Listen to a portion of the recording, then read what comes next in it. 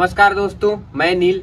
आप देख रहे हैं जंगल तक। जैसे कि हम बहुत दिनों से बात कर रहे हैं नदी संरक्षण पे, तो उस पे सबसे बड़ा योगदान देने वाले आज हमारे साथ जुड़े हुए हैं। आइए आपको उनके साथ मिलवाते हैं और उनके सुझाव और उस चीज से लेकर उन सारी जानकारी उनसे प्राप्त करते हैं। नमस्कार सर, आपका शुभ नाम? नमस्कार, लक्ष्मी कुमार जायसवाल, सरपंच ग्राम पंचायत बेलगाना।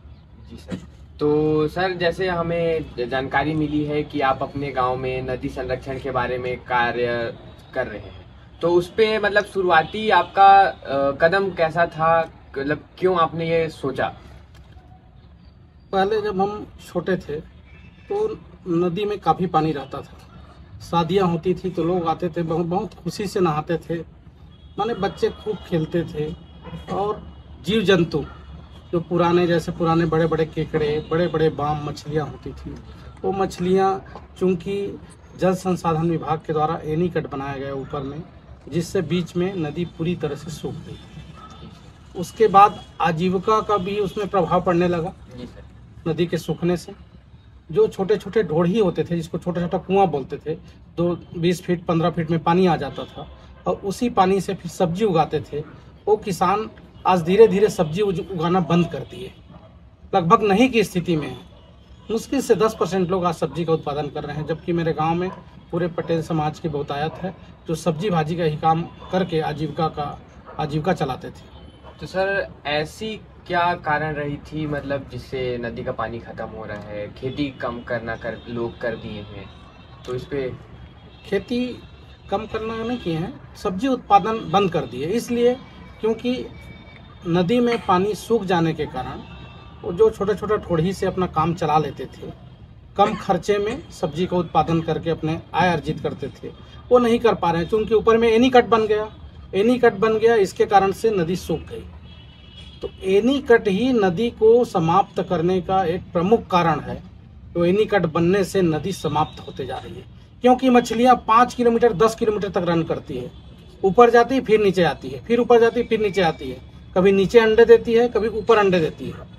तो इस तरह से जो लगातार मछलियों का आवागमन है वो ये एनीकट बनने से वहाँ से टूट गया, निरंतरता खत्म हो गई। तो प्राकृतिक जीव हैं वो धीरे धीरे नष्ट होने लगे। सूख जाएगा तो स्वाभाविक है जीवों का मरना। तो जो निरंतरता बनी रहती थी, तो 12 महीने जो पानी रहता था उसमें जो 12 महीना जीव जंतु जीवित रहते थे, पक्षी भी आते थे, बाहर से बाहरी पक्षियां भी आते थे, वो धीरे धीरे समाप्त होने लगे। तो सर, मतलब गांव के लोगों को जागरूक करने के लिए आपने क्या क्या कदम उठाए? कैसे वो जागरूक है? मतलब कैसे आपने लोगों को एक साथ समेटा, अपने साथ खड़ा किया आज, ताकि वो आज जल संरक्षण, नदी संरक्षण के बारे में बात कर पा रहे हैं, कदम उठा पा रहे हैं? मैंने एक छोटे छोटे ग्रुप के साथ पहले बैठकें की, महिला स्व सहायता समूह के साथ, नवयुवक दुर्गा समिति के साथ, विभिन्न समाज के प्रमुखों के साथ, महिला मंडल के साथ, युवा मंडल के साथ, क्रिकेट क्लब के सदस्यों के साथ, तो खेल क्लब जो बना हुआ है उनके साथ, तो अलग अलग छोटा मीटिंग करते गए। बहुत लंबा प्रोसेस है ये, 3-4 साल से प्रक्रिया चल रही थी कि धीरे धीरे करके इसको आगे ले जाएंगे। लेकिन धीरे धीरे लोगों ने समझना शुरू किया और इसी बीच मैं वहाँ का सरपंच भी बन गया, क्योंकि मैं सामाजिक संस्था में काम करता हूँ और सामाजिक संस्था में काम करते मुझे 22 साल हो गए।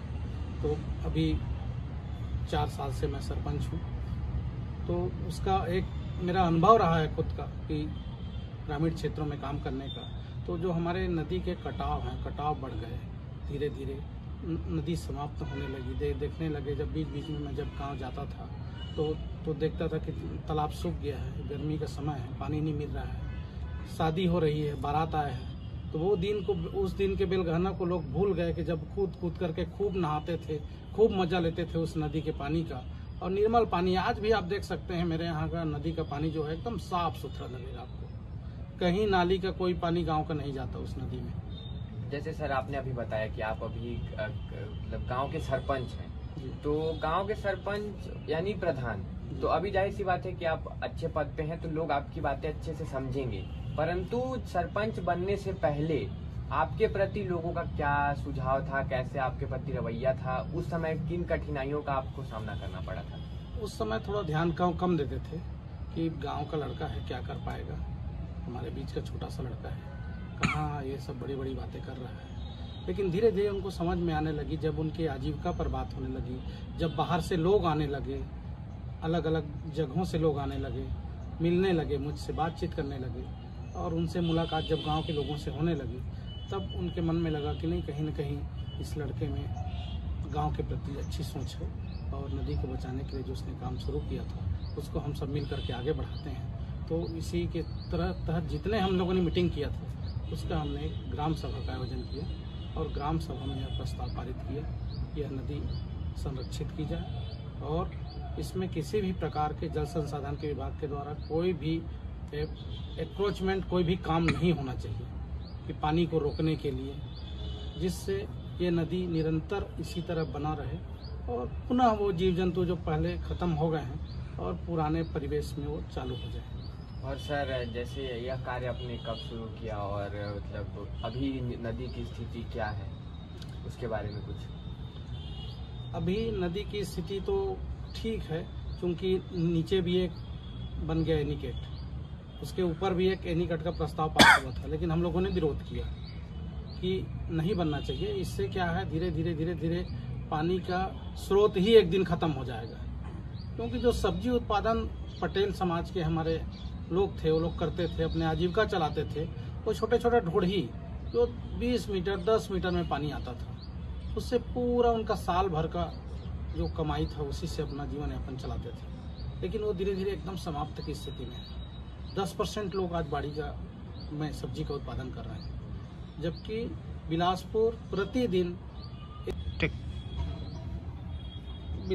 बिलासपुर जो है प्रतिदिन हमारे गांव से 1 से 2 ट्रक सब्जियां आती थी, बकुरा, नवापारा और बेलगाना मिला करके, दोनों गाँव मिला करके। आज की स्थिति ये है कि 1 से 2 पिकअप सब्जियां आती थी, जबकि प्रतिदिन 2 ट्रक सब्जियां क्या होती थी। आप समझ सकते हैं कि पूरा गांव लगभग सब्जी पे काम करता था। केवल पटेल समुदाय नहीं, पूरे गांव के लोग सब्जी उत्पादन करते थे, जीवन यापन भी अच्छे से चलता। हाँ, और उस समय आय के स्रोत भी बहुत अच्छे से हो जाता था, बहुत अच्छे जीवन यापन चलता था। और वर्तमान समय में महंगाई बढ़ गई, परिवार बढ़ गए, तो निश्चित रूप से और सब्जी का उत्पादन कम हो गया, जबकि ज़्यादा होना था। तो इसमें आजीविका को बहुत प्रभाव पड़ा है। उसमें चाहे कृषि को ले लें, मत्स्य पालन को ले लें, चाहे किसी भी क्षेत्र में ले लें, आजीविका में बहुत प्रभाव किया है नदी का समाप्त होना, नदी के पानी का समाप्त होना। तो सर, अभी जैसे खेती को कैसे, मतलब पानी की कमी में तो खेती का जो पूर्ति है वो कैसे करते हैं? फिर उससे जितने भी पानी की आवश्यकता थी, सिंचाई करना होता था या जो भी सींचना, जितना भी कार्य नदी से होते थे पूर्व, अब मतलब वो कैसे होते हैं? अब धीरे धीरे हम सब्जी लगाने के लिए लोगों को प्रेरित कर रहे हैं पुनः, क्योंकि 10% लोग ही अभी उत्पादन कर रहे हैं, तो बाकी लोगों को भी प्रेरित कर रहे हैं कि आप लोग शुरू कीजिए। तो अभी बंदर का बहुत प्रकोप है, लेकिन हम लोगों ने उसका भी उपाय निकाला है कि बंदर को किस तरह से पहले रोकते थे, तो पुराने पद्धति में ही जाकर के हमको काम करना पड़ेगा, तभी हम अपने आजीविका को बचा पाएंगे। नहीं तो अभी बहुत ज़्यादा दिन नहीं है जब हरियाणा के लोग आकर के हमारे खेत को खरीद करके खेती करेंगे और हम लोग वहाँ पर मजदूरी करेंगे। यही स्थिति बहुत जल्दी आने वाली है। इसको रोकने की आवश्यकता है। आज युवा, नौजवान जो पढ़ा लिखा युवा है, खेती कोई नहीं करना चाहता। मैं आपको बता दूं, इंजीनियरिंग कॉलेज इंजीनियर बनाता है, मेडिकल कॉलेज डॉक्टर बनाता है, लेकिन एग्रीकल्चर कॉलेज, कृषि महाविद्यालय किसान नहीं बनाता है। ये बड़ा दुखद इस एजुकेशन सिस्टम की कमी है, क्योंकि जब इंजीनियर, एक इंजीनियरिंग कॉलेज इंजीनियर बनाता है, तो क्या कृषि महाविद्यालय एक किसान नहीं बना सकता? कितने लोग आज किसान है? एग्रीकल्चर किया हुआ बच्चा कितने लोग किसान है? सारे लोग फर्टिलाइजर कंपनी में काम करते हैं, दवाई बनाने की कंपनी में काम कर रहे हैं। आज भी मेरे यहाँ का लाल भाजी खा लीजिए, आज बिलासपुर का लाल भाजी खा लीजिए आप, जमीन और आसमान का अंतर है। क्योंकि मेरे यहाँ नॉमिनल कीटनाशक डालेंगे तो बहुत नॉमिनल, वो भी गौमूत्र वगैरह का आज भी उपयोग करते हैं। तो हमारे यहाँ का जो स्वाद है और मंगला की सब्जी का स्वाद है, जमीन और आसमान का फर्क है। तो कीटनाशक से बचाव है, तो बहुत सारी चीज़ें हैं जो हमको आगे ले जाता है। लोग बीमार कम क्यों पड़ते हैं, गांव में क्यों पड़ते हैं? आज पढ़ने लगे ज़्यादा, क्योंकि अधिकांश लोग शहर के लोग पलायन कर रहे हैं, लेकिन शहर के लोग गांव की ओर भाग रहे हैं। वहाँ जाकर के अपना फार्म हाउस बना रहे हैं, वहाँ जाकर के 4 दिन वहाँ आनंद कुशल में बढ़िया जंगल में रहना चाह रहे हैं, थोड़ा पेड़ पौधे लगा रहे हैं। तो ये पुरानी चीज़ों को हमको जागृत करना पड़ेगा। ये तो एक हमारा एक बहाना है, एक माध्यम है कि एक पानी के माध्यम से लोगों को हमने जोड़ने का प्रयास किया है, उसमें हम सफल होते हुए दिख रहे हैं। अभी मेहनत बहुत बाकी है। अभी तो हमें प्रारंभिक शुरुआत है कि हम लोगों ने ये किया है, और ग्राम सभा में सभी लोगों ने अपनी सहमति दी। ये मेरे लिए बहुत सौभाग्य की बात है कि मेरे सरपंच रहते सभी लोगों ने इस बात पर अपनी हामी दी है, और इसको हम आगे देश नहीं पूरे प्रदेश में और नेशनल इंटरनेशनल लेवल तक हम राजेंद्र सिंह राणा जी को भी हम एक बार जरूर अपने गांव में लेके आएंगे। जी सर, बहुत बहुत धन्यवाद आपका इस विषय पर अपना विचार और जितनी भी महत्वपूर्ण बातें हैं वो हमारे साथ शेयर करने के लिए आपका तहे दिल से बहुत बहुत धन्यवाद। जंगल तक का भी आपका धन्यवाद। बहुत बहुत धन्यवाद सर। तो जैसे कि मित्रों, आपने देखा कि गांव के जो सरपंच जी हैं उन्होंने हमारे साथ बहुत ही महत्वपूर्ण बातें शेयर की।